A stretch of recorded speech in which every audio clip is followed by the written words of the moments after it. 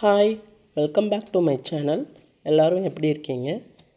இன்றைக்கி நம்ம சேனலில் ஒரு சத்தான ரெசிபி தான் பார்க்க போகிறோம். குழந்தைகள் முதல் பெரியவர்கள் வரை எல்லோரும் சாப்பிட்லாம். வாங்க என்னென்னு பார்க்கலாம். அதுக்கு தேவையான பொருட்கள்: அத்திப்பழம் எடுத்திருக்கேன், அதுக்கப்புறம் பேரிச்சம்பழம் ஒரு கப் எடுத்திருக்கேன்,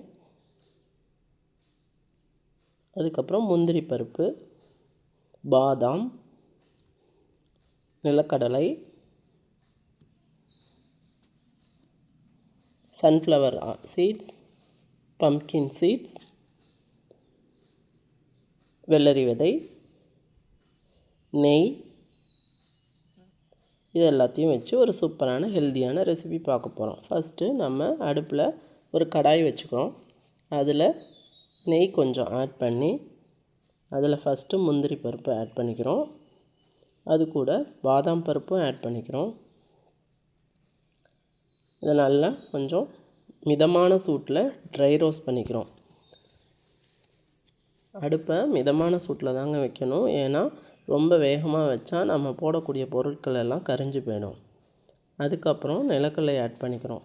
ஒவ்வொரு பொருளையும் ஒவ்வொன்றா தான் ஆட் பண்ணி செய்யணும். எல்லாமே ஒட்டு மொத்தமாக போட்டு கிளறணுன்னா நம்மளால் கிளற முடியாது, எல்லாமே கரிஞ்சு போயிடும். அதனால் மெதுவாக ஒவ்வொரு பொருட்களாக ஆட் பண்ணிக்கிறோம். ஆட் பண்ணி மெதுவாக மிதமான சூட்டில் மெதுவாக வதக்கி விட்டுக்கிட்டே இருக்கணும். பாருங்கள், நல்லா ரோஸ்ட் ஆகணும்.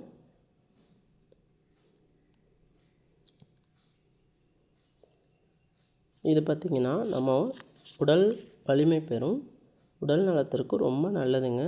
நம்ம தனியாக நம்ம குழந்தைங்களோ பெரியவங்களோ நம்ம ஒரு ஃப்ரூட்ஸ் எடுத்து சாப்பிட்ணுன்னா யாரும் சாப்பிட மாட்டாங்க.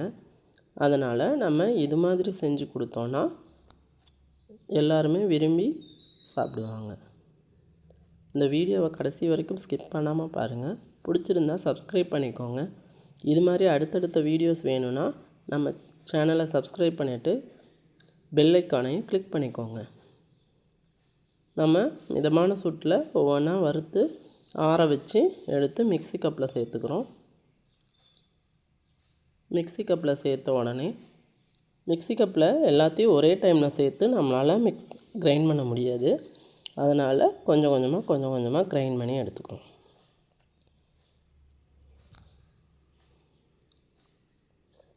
பாருங்கள், கொரப்பாக தாங்க அரைக்கணும். நம்ம ரொம்ப பவுடராக அரைக்கவும் முடியாது, இருந்தாலும் நம்ம கொரப்பாக தான் அரைச்சிக்கணும். அரைச்சி முடிச்சுட்டு எல்லாத்தையும் ஃபுல்லாக அரைச்சிட்டு அதுக்கப்புறம் நம்ம கையில் கொஞ்சம் நெய் தடவிக்கிறோம். நெய் தடவுறதுக்கப்புறம் மெதுவாக அதை ஒவ்வொரு உருண்டைகளாக பிடிச்சு வச்சுக்கணும். இந்த டெய்லியும் ஒரு உருண்டை இதை எடுத்து சாப்பிட்டோம்னா நம்ம கை கால் வலி வராது, மூட்டு வலி, முழங்கால் வலியெல்லாம் வராதுங்க. உடலில் ரத்தம் கூடுங்க. நம்ம ஆரோக்கியமான வாழ்வுக்கு திரும்பவும் போகணுன்னா நம்ம ஆரோக்கியமான ஃபுட்டாக சாப்பிட்ணும். அவ்வளோதாங்க. ஒவ்வொரு உருண்டைகளாக உருட்டி எடுத்துக்கிட்டோம்.